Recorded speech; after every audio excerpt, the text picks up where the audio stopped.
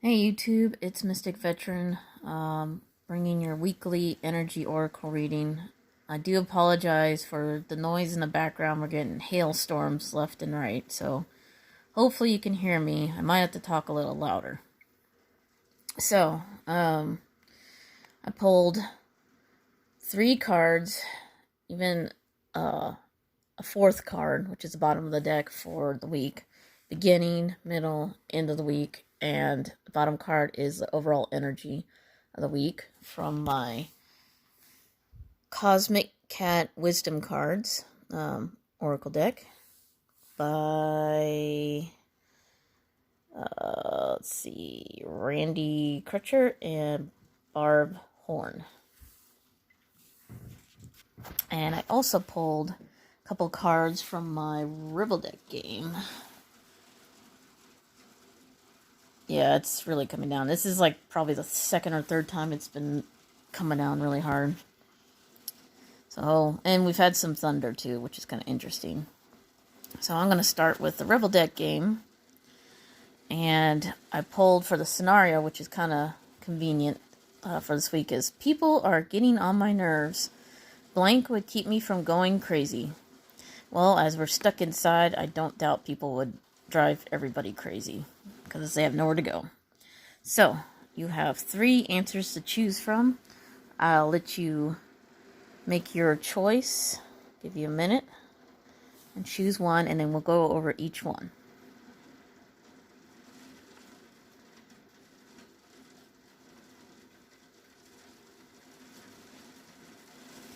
Okay, if you chose the first one, people are getting on my nerves. Hypnosis would keep me from going crazy. Oh, that's kind of funny.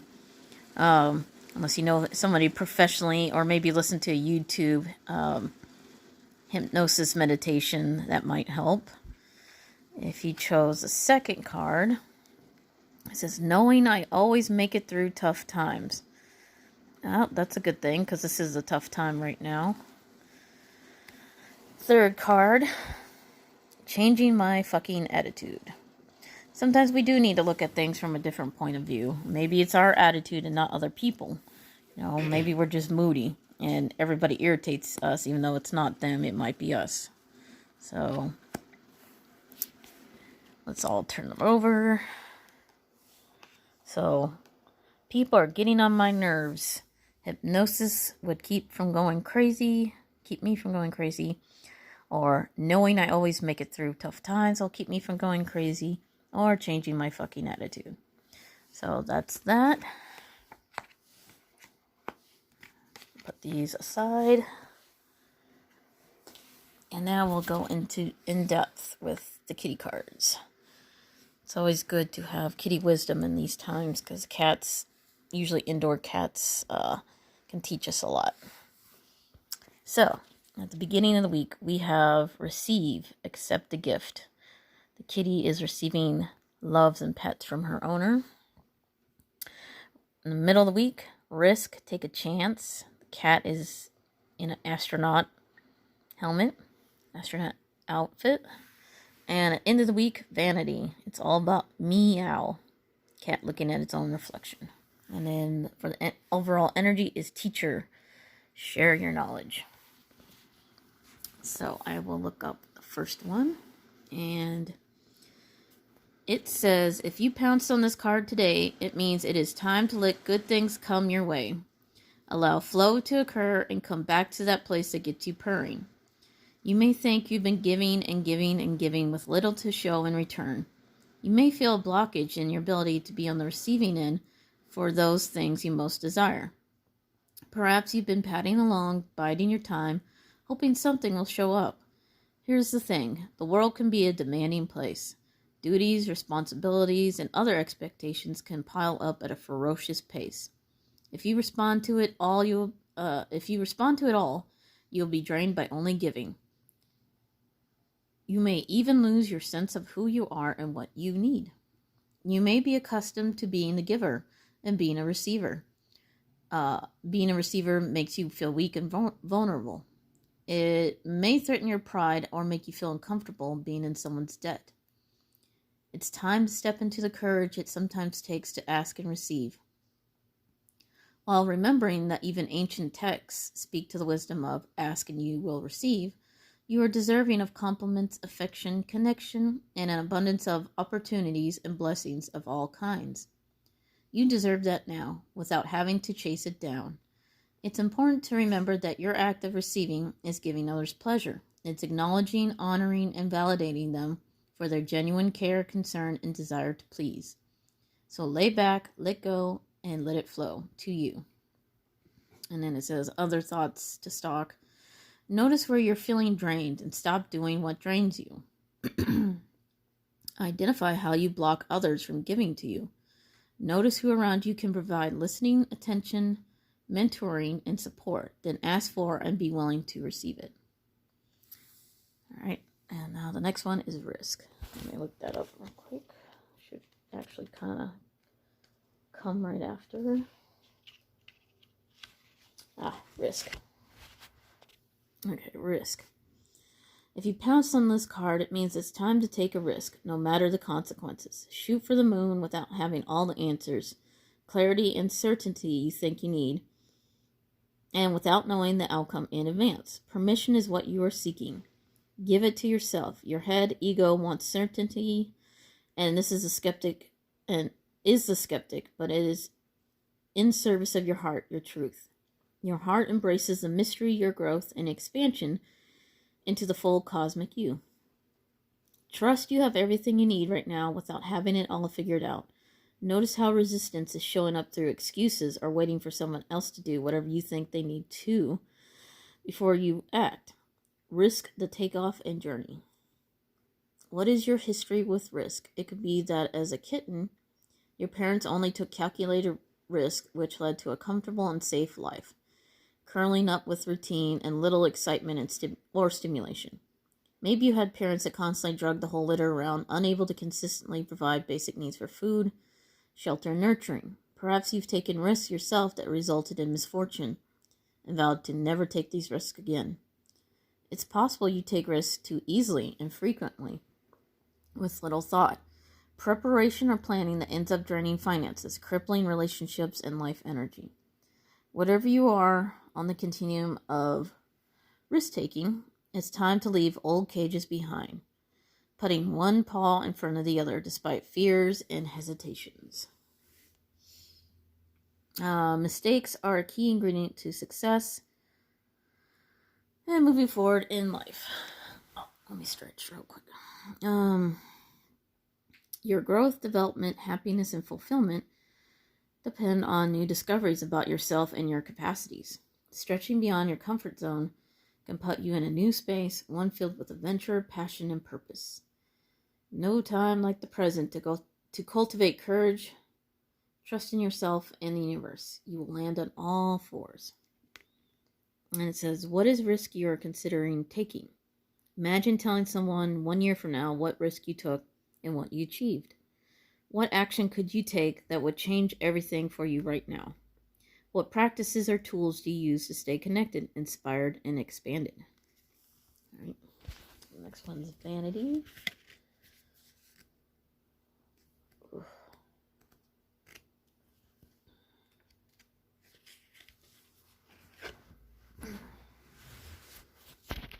Vanity. It's all about meow.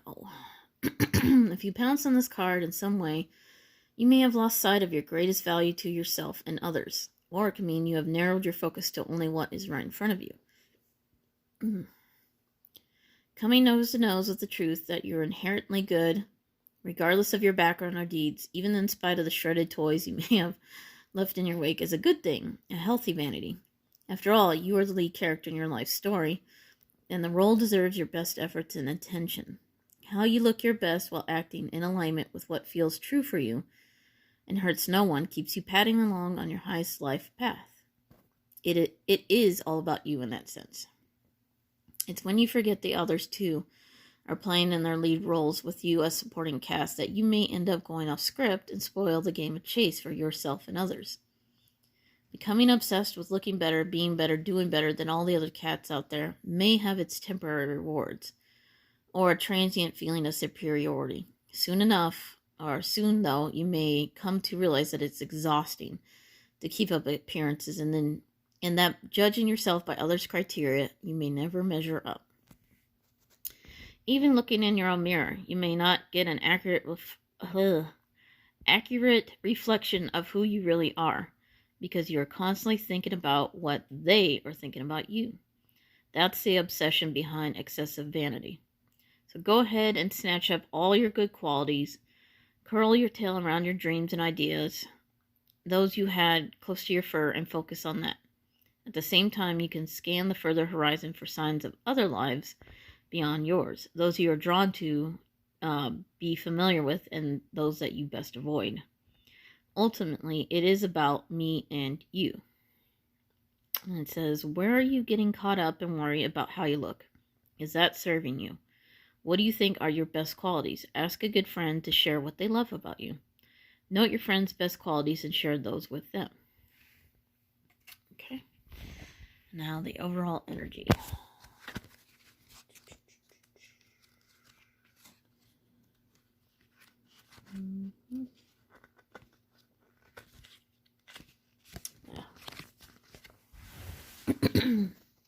Teacher. So teacher, you're being called to share with others what you have learned or are learning. It's your life experiences and knowledge. Time to catalog your life experience and knowledge and engage with those who find it valuable. We are all teachers for someone, whether through direct instruction or how we live our lives. You may feel timid, reserved, not good enough in the teaching role, thinking someone else could do better than you've already done. You may be concerned that others may not like you or your message, or not even show up to receive what you may have to impart. Think of all the individuals who have taught you, formally or informally, and the impact they've had on your life. From the earliest days in your litter to higher levels of literacy, who helped you emerge from a mere caterpillar to who you've become? Who were your models for passionate, excited learning? We all have teachers, mentors, and masters who we look up to every time. Some real, some fictional. They may even be other species or nature itself. If you're already a teacher, it may be time to reevaluate your style and approach. Do invite inquiry, exploration, and allow others to come up with their own answers. Answering critical thinking and imagination. Do you focus on mistakes or positive feedback for what was done well? Creating a safe layer for learning where all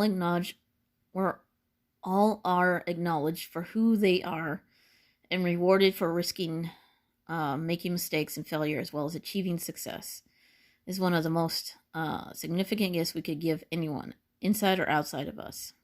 When you do that, you could trust the perfect student will find and follow the teacher. It's time to step more fully into that role. Realize that when you're willing to risk sharing your knowledge and wisdom with excitement and passion, that it becomes its own kind of catnip.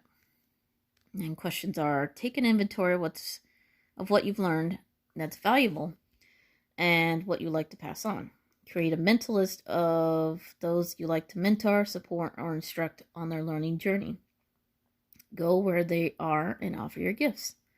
Explore different methods of teaching or mentoring. Explore different methods of teaching or mentoring you've observed that have had a powerful impact. What approaches or new approaches are you willing to try? Okay, that's a lot of reading. So, my 2 cents, basically. Beginning of the week, some have heard that the president is going to be giving us stimulus package sometime this week, I'm assuming. I think it was like the first week of April. He mentioned it. Not everyone may get it. Apparently, I think only a certain part of the population will get it. I don't know the criteria, so I'm just guessing here. But if you're going to receive money, be open to receive it. If somebody wants to help you, be open to receive it.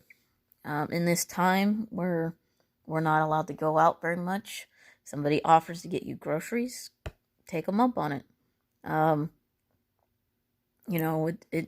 It gives them something to do, and for some people, this is the only job they have. They may not get paid doing it, or maybe they just want to get out of the house or whatever because they're cooped up. and they're willing to go and, do something for somebody else, which is really nice. So if anyone is offering to give you help, love, money, whatever, learn to receive it. Don't feel bad if somebody offers it to you. You just say thank you and accept it. Nothing wrong with that, especially if you never asked for it. So, middle of the week, it's kind of funny. It says risk, take a chance. Well, a lot of us are already doing that. A lot of people are kind of on the front lines of this virus thing. They're nurses and doctors and first responders and people that are considered essential workers. They're out there during the whole virus thing, trying to do their jobs. They're taking risks. If you're one of those people, this card could be for you. But if you're not, if you're like one of the non-essentials like me, you need to go, if you have to go outside, you need to take a risk. Put the protection on, like this kitty has a space helmet on.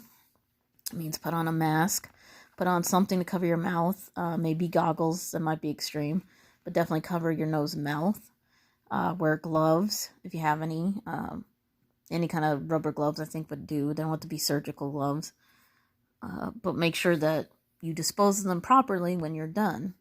And there's a thing going around that you don't necessarily have to disinfect your groceries. Even if people touch them and stuff like that, I wouldn't worry about that. I even posted an article on my Facebook page that says why it's not necessary to disinfect your groceries.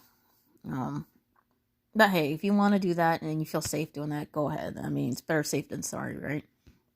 So if you got to take a risk in the middle of the week, like go, because it's payday for a lot of us, go out with protection. And end of the week, vanity.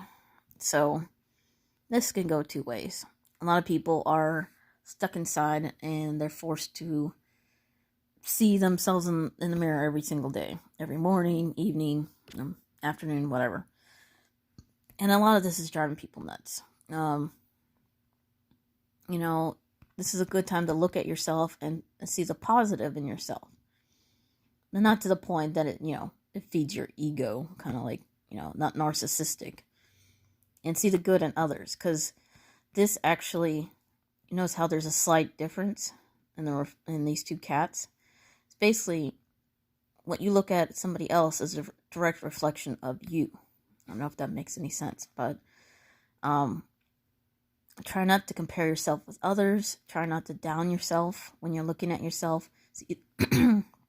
See the good in other people and encourage it, and they will see the good in you and encourage it. So it's like you're reflecting off other people.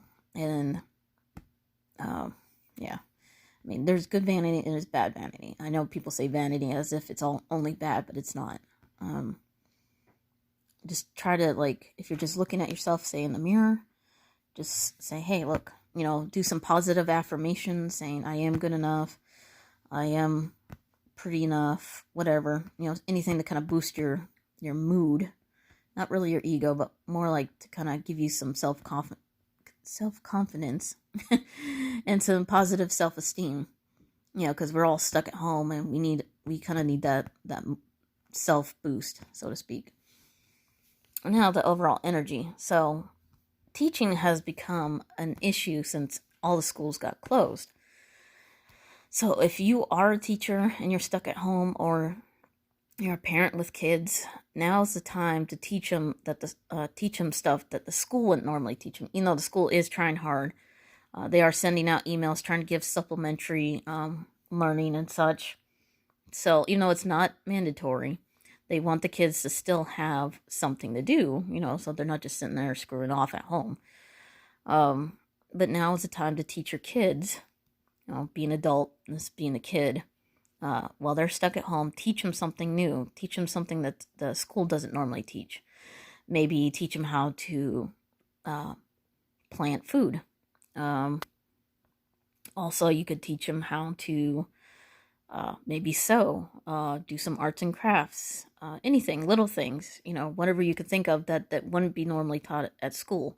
Now's the time. You have the time. I mean, We were given 6 weeks, but they're saying, yeah, expect to extend that probably all the way till September. We don't know. So just take this time. I know some parents are really busy because they're working at home and they can't teach their kids at the same time. But you could take some time. It could be like 30 minutes or an hour, maybe just 30 minutes a day to teach your kids something. Even if you are working, take a break, spend time with your kids teaching them something new. That's just a suggestion. You don't have to. I know some parents are just going nuts. Other parents like me, I got teenagers, so it's a little bit different. But the same applies too. So overall energy this week would be teaching and learning. So we're going to be learning to receive, learning to take protective risks, and learning to see the good in ourselves. And you can also teach this. Teach the kids how to take calculated risk. Teach them to receive love, and teach them to look at the good in themselves. So if you enjoyed that reading, I really appreciate it. You taking the time to watch this, and if it resonated with you, please leave a comment in the comment section. Thumbs up if you can, like and share, and that's all for now. Take care. Be safe.